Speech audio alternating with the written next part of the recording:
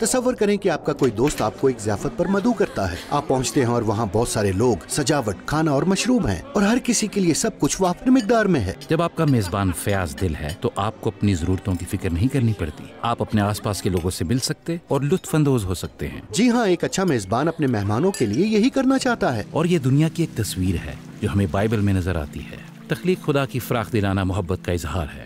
موقع اور فراوانی کی دنیا میں وہ میزبان ہے اور انسان اس کے مہمان ہے. اور ہمیں اس لیے بلایا گیا ہے تاکہ ضیافت کا سلسلہ جاری رکھیں اور اس کی بھلائی پھیلاتے جائیں. یہ ایک خوبصورت تصویر ہے، لیکن لوگ دنیا کا تجربہ اس طرح سے نہیں کرتے، بلکہ ہم دنیا کو قلت زدہ اور جد و جہد میں پاتے ہیں، نہ کہ فراوانی میں. اور یسوع ایسی ہی دنیا میں پروان چڑھا جس پر فوج کا تسلط تھا.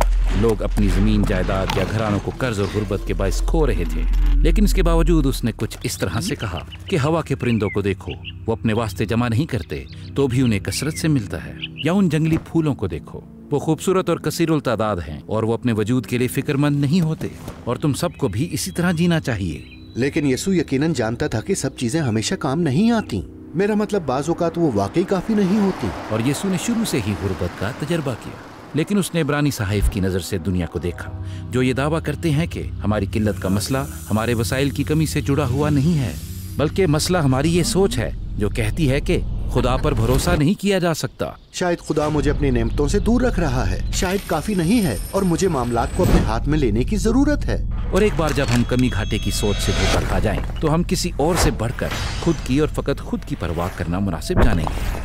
اور اس سے حسد، غصہ اور تشدد پیدا ہوتا ہے اور ایک ایسی دنیا نظر آتی ہے جہاں کچھ بھی کافی نہیں. ضیافت ختم ہوئی، اب یہ میدان جنگ بن چکا ہے. لیکن خدا چاہتا ہے کہ انسان اس کی فیاضی کا تجربہ کرے. بس وہ لوگوں کے گروہ یعنی ابراہیم کے گھرانے کا انتخاب کرتا ہے اور وہ ان سے وعدہ کرتا ہے کہ انہیں ایسی فراوانی بخشے گا جو وہ ہر ایک کے لیے چاہتا ہے. جو کچھ انہیں چاہیے خدا انہیں مہیا کرے گا. انہیں فقط اتنا ہی کرنا ہے کہ اس کی فیاضی پر بھروسہ کریں. اور ان کے وسیلے سے پوری دنیا دیکھے گی کہ میزبان کتنا فیاض دل ہے. لیکن ایسا ہوتا نہیں ہے. ابراہیم کی اولاد بنی اسرائیل فراوانی کے ملک میں داخل ہوتے ہیں اور بہت جلد اس میزبان کو بالکل بھلا دیتے ہیں جس نے انہیں وہ ملک دیا. وہ ایسا ظاہر کرتے ہیں جیسے وہ سب کچھ ان کا ہے اور وہ کافی نہیں ہے. یہ چیز انہیں جنگ اور اپنی ہی تباہی کی طرف لے جاتی ہے. اگر اس ضیافت کا میزبان میں ہوتا تو مجھے لگتا ہے میں ہار مان لیتا. لیکن خدا ہار نہیں مانتا، بلکہ وہ کچھ حیران کن کرتا ہے. وہ ایک اور تحفہ دیتا ہے.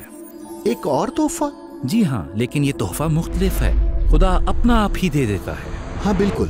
یسوع کی شکل میں میزبان خود اس اجڑی ضیافت میں شمولیت کے لیے تشریف لے آیا. اور غور کیجئے کہ یسوع اس یقین کے ساتھ جیتا ہے کہ ہر ایک چیز کافی ہے اور ہمارے فیاض دل میزبان پر بھروسہ کیا جا سکتا ہے.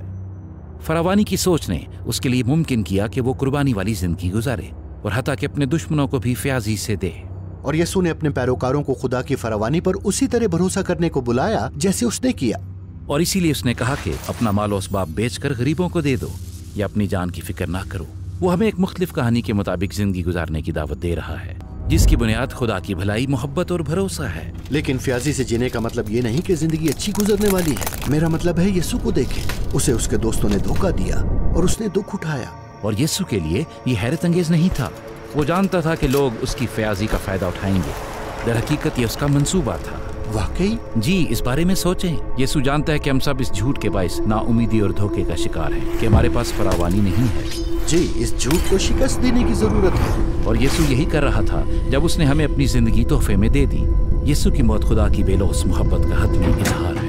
جی، خدا کی محبت موت کو زندگی اور قلت کو کثرت میں بدل سکتی ہے. یا جیسے پولس رسول کہتا ہے، کیونکہ تم ہمارے خداوند یسوع مسیح کے فضل کو جانتے ہو کہ وہ اگرچہ دولت مند تھا مگر تمہاری خاطر غریب بن گیا تاکہ تم اس کی غریبی کے سبب سے دولت مند ہو جاؤ.